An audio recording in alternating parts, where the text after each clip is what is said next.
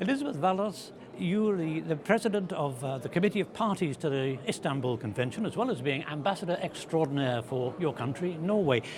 What has the Istanbul Convention achieved in your books? I think what we can see is that the implementation of the Istanbul Convention means a difference, a positive one, for many individuals in many countries. In terms of providing shelters, taking them seriously and providing more relevant legislation. On the other hand, we also see there is still a lot of challenges that has to be addressed. A surprisingly large proportion of women have actually suffered abuse at the hands of members of their family, very often their partner or husband. I mean, that's something which most people don't realize. It's something everyone keeps quiet about. Yeah, that's true. And it belongs to a tradition in many countries that what's going on internally in the house is for the house and not for the public. The Istanbul Convention addresses domestic violence, and I think this is a challenge in all our European countries. I did a report for the Istanbul Convention in my own country, the UK, and I met a woman who had been abused herself, and she said that her husband was eventually, after beating her very badly, sent to prison, but when he came out of prison he was given money, a place to live and a job, and she was given nothing. It's even the victims are still treated unfairly. Yeah, that's true, and that's why we have the Istanbul Convention, to really take the victims seriously and to criminalize the acts of violence.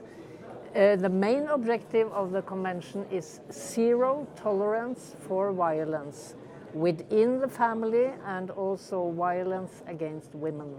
There are too many men, though, who actually see this as being, well, if you're married, if you have a partner, you have a right to control them in some way. It's a very odd attitude, which I've never understood, but it does still seem to prevail in many places. Yeah, and I would like to say to that to live a life without violence is a fundamental human right. And this is the main objective of the convention, to eradicate violence against women. So the convention is about securing fundamental human rights for women and in domestic relations. It's not just a case of changing the law, though, is it? It's a case of changing attitudes right down at ground level, because it's not a class thing. You hear of people from very rich families where the woman is still abused. Yeah, that's absolutely true. Behind the acts of violence is very often a long tradition of mentality and different views on the value of a woman and less value than men.